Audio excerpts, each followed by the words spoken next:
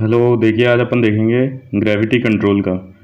ठीक है, controlling torque के बारे में देखेंगे अपन। कंट्रोलिंग टॉर्क कितने टाइप की होती है और क्या होती है। ठीक है, ये देखेंगे किस लिए, क्योंकि क्वेश्चन आया हुआ देखो ये, the controlling torque in gravity control meter is proportional to.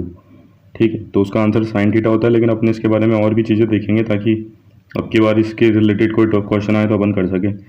सबसे पहले तो अपन देख लेंगे कंट्रोलिंग टॉर्क क्या होती है। ठीक है, अपन को पता है जितने भी अपने इंडिकेटिंग इंस्ट्रूमेंट होते हैं मेजरमेंट सिस्टम में, सब में ये लगा हुआ होता है स्केल। ठीक है, और ये पॉइंटर होता है।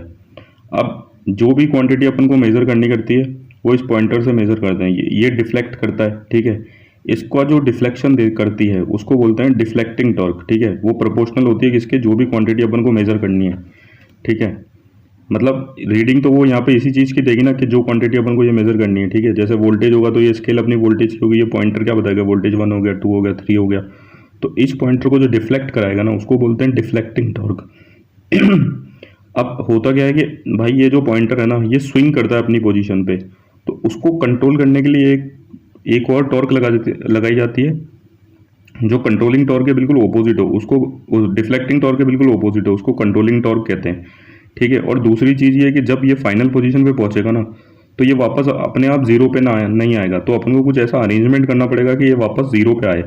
तो उस काम को करने के लिए भी कौन सी चीज़ लगानी पड़ती है, डिफ्लेक्टिंग टॉर्क। और उस टाइम पे जो डिफ्लेक्टिंग टॉर्क होती है वो बिल्कुल बराबर हो जाती है कंट्रोलिंग टॉर्क के। तो अपन को यही फंडा समझना है। ठीक है, देखिए अब अपन और देखते हैं, थोड़ा धीरे धीरे पढ़ते हैं इसके बारे में। The deflection of the pointer will be indefinite and pointer will go on moving if there is no controlling or restoring torque। ठीक है, ये वाली बात अपन ने पढ़ी कि ये मूव ही करता रहेगा अगर यहाँ पे कंट्रोलिंग टॉर्क नहीं होगी इसके डिफ्लेक्शन को कंट्रोल करने के लिए। ठीक है, the controlling torque oppose the deflecting torque, ये वाली बात बताई।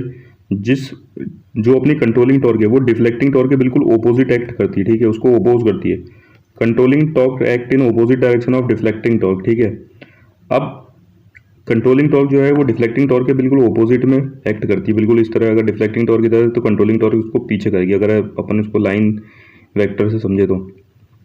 ठीक है ना, जब पॉइंटर रेस्ट पे होगा, ठीक है, तब क्या होगा, डिफ्लेक्टिंग टॉर्क और कंट्रोलिंग टॉर्क बिल्कुल इक्वल हो जाएगी। मतलब ये कंट्रोलिंग टॉर्क इस पर तब तक एक्ट करती है जब तक ये इसको जीरो पे ना ला जाए।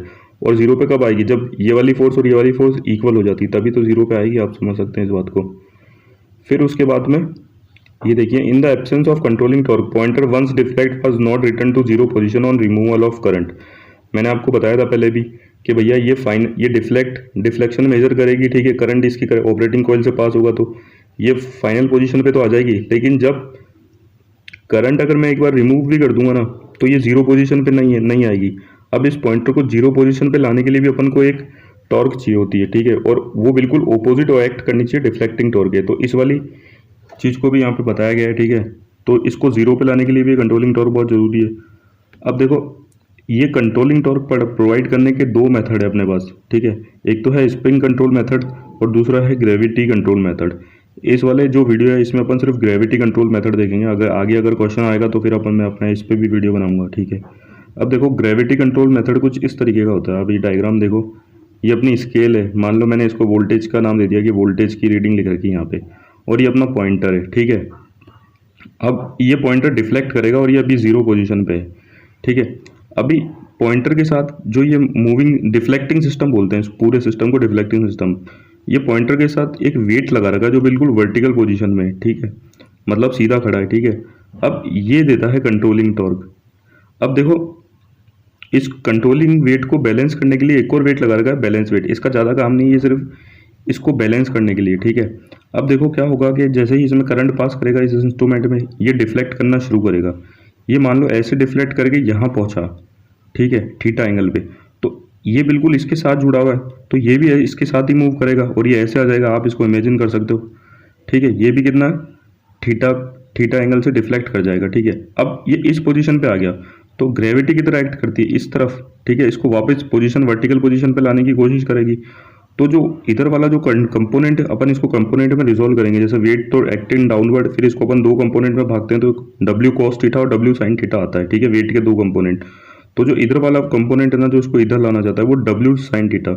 तो कंट्रोलिंग टॉर्क का जो अपना एक्सप्रेशन बनता है ना वो बनता है डब्ल्यू साइन थीटा। ठीक है, ठीक है, तो ये होता है कंट्रोलिंग टॉर्क। तो अपन यहाँ से क्या बोल सकते हैं, जो कंट्रोलिंग टॉर्क है ग्रेविटी कंट्रोल सिस्टम में वो किसके प्रोपोर्शनल होती है, साइन थीटा की। आप यहाँ पे देख सकते हैं जो ऑप्शन में आया था, the controlling torque in gravity control meter is proportional to sine theta. तो अपन यहाँ पे आसानी से बोल सकते हैं इस डायग्राम की मदद से। ठीक है, थैंक यू।